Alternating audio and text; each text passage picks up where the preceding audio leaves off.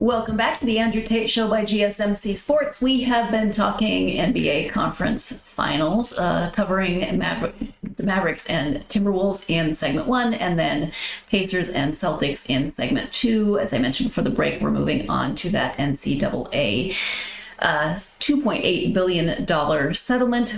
We have been talking about this, and I don't think it's going away anytime soon. I think that we've been talking about this for quite some time.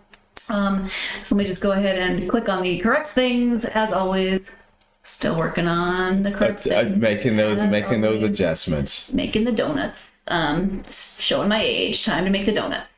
There is a long-standing tension within major college athletic conferences regarding the possibility of breaking away from the NCAA and establishing a new super league with its governing structure. This tension highlights the significant implications such a move would have, not only on the financial and competitive stability of the involved institutions, but also on cherished events like the NCAA basketball tournament, which relies on a diverse mix of powerhouse teams and underdog Cinderellas to create its signature March Madness excitement.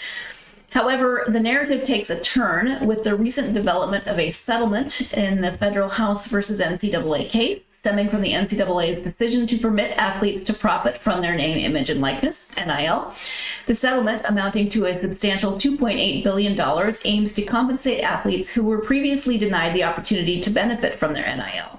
While this settlement represents a significant financial commitment, it also raises questions about its broader implication for the future of college athletics. A key aspect of the settlement is its distribution of payments, which places a substantial burden on both the NCAA central organization and smaller conferences, while the power leagues such as ACC, Big Ten, etc., shoulder a portion of the cost. This distribution has sparked debate and contention with smaller conferences, arguing that the power leagues should bear a more significant share of the financial responsibility, given that it is primarily their athletes who will benefit from the payouts. Despite the financial relief provided by the settlement, uncertainties loom over the long-term viability of the NCAA and the stability of college athletics as a whole.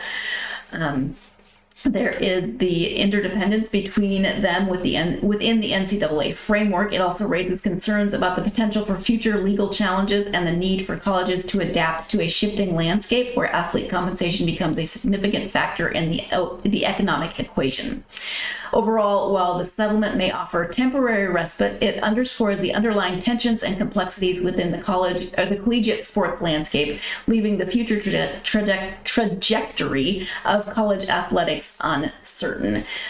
So, Tate, we've been talking about this over a few shows, a few segments.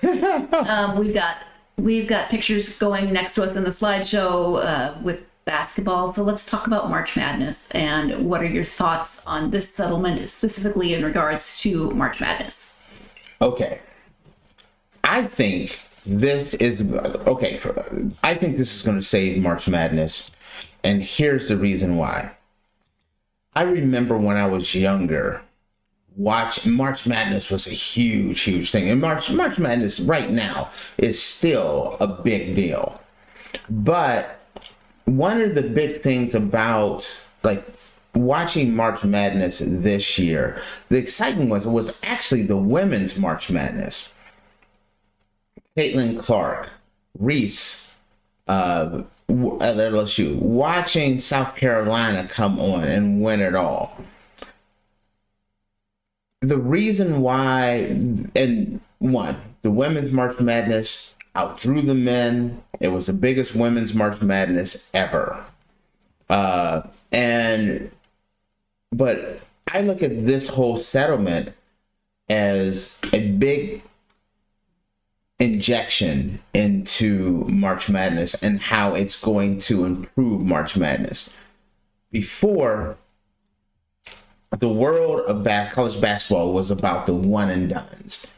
They come in, they play their required 1 year, and then they're off to the to the NBA.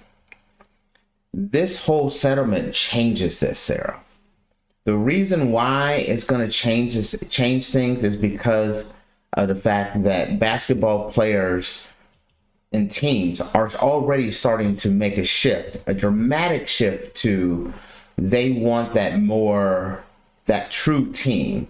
who's been playing together for an extended period of time, knowing how to play. Hence the reason you look at Calipari leaving Kentucky. You look at some of the teams that are starting to win in March Madness. It's no longer the team that has the big superstar that just came in for that 1 year and moving on. These teams are looking around and they're saying, hey, they can make name, image, and likeness money. They can get paid at the collegiate level now. They don't have to go to the NBA and sign a two-way contract or wonder, are they good enough to make it to the NBA? They can go, they can develop, they can take a year, 2 years, 3 years, 4 years, might I even say 5 years, develop their skills, and then move on to the NBA. This settlement makes it so that the NFL gets better. I think the NBA is going to get better because there's going to be more qualified players who have stayed longer in college and have been developed at a level that they're ready for the NBA and the NFL. But what it does for March Madness is now you get to see a player as a rookie, and you may not have known this player, but next year you're like, I cannot wait for this guy to come back. He's coming back next year, and he comes back. He's even better. He's a little bit better. By year 3, now they're household names.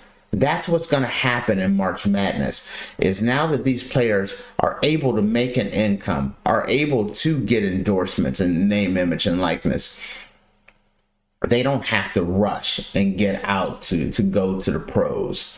So because they're pros now. Now, professional players are players who make money playing a sport. Mm-hmm. Newsflash.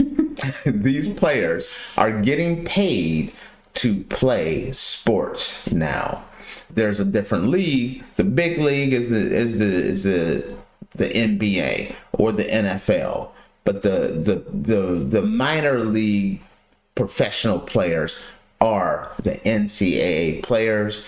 And I could definitely see a world now where a player doesn't have to rush off. There's players that are expected to be one and dones, and they came in. Let's say a Bronny James, who had a health issue, who didn't really have a big rookie year, but he has to hurry and go into the NFL or into the NBA to get ready for to start making money. Now you have a situation where these guys can get better, build their name, build their brand in college, and the NCAA March Madness is going to benefit from this. So that's the reason why I think this is going to be a big deal. You know, you made a point earlier that kind of resonated with me when you said, you know, they don't have to just do 1 year. You can look forward to seeing them next year in March Madness, maybe the year after that in March Madness. And I think it makes the drafts a lot more interesting for the average absolutely. fan, because now you're like, you know what? I know this person. I've watched them play for 2, 3, 4 years. I know about their abilities. Sometimes I feel like in the draft, we have exciting new players, but we don't always know that much about them because we haven't seen much from them. Yeah, look at like Caitlin Clark. I didn't know who Caitlin Clark was her first year. Last year, you heard a little bit about her. You heard a little bit about Reese. That third year coming back, and it's just kind of like, this is the big year. And I mean, she's blown up, and you couldn't wait to see how well she's going to do. Well, it's going to happen that way on the men's as well, where they're going to be playing, you're going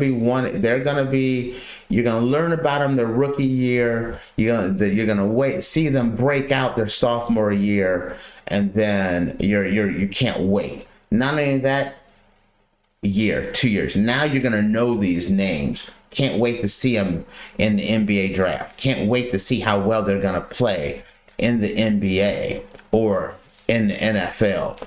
There's a lot more players that are not going to rush before they're ready to go, because that's the number one thing that happens is you look around and it's just like this guy, he's a G League player, he needs more time, he's playing, now it's like, no, these guys are going to get prepared for the NBA by being at Duke and North Carolina, and NC State, Michigan. These guys are going to develop and get better and better, and which means March Madness is going to be must see. I could see a world where the men's and women's March Madness, grow massively, which then means more money, more viewerships for players, and it makes a big difference as these players are playing longer and longer.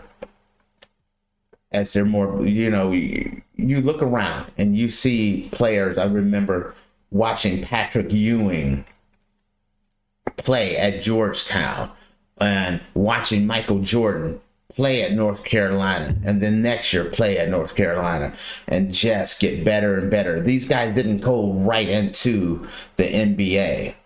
LeBron went right into the NBA, but some of these guys, they developed in college. Dean Smith working with Michael Jordan, John Thompson working with Patrick Ewing, Alonzo Mourning. That's going to happen again, and it makes March Madness a much better product. Well, I'm excited to see how this develops and watching players develop as we move forward. So we are going to switch away from sports when we come back after this last break, or this next break of the episode. We'll be talking about Demi Moore and doing a nude scene at the age of 61.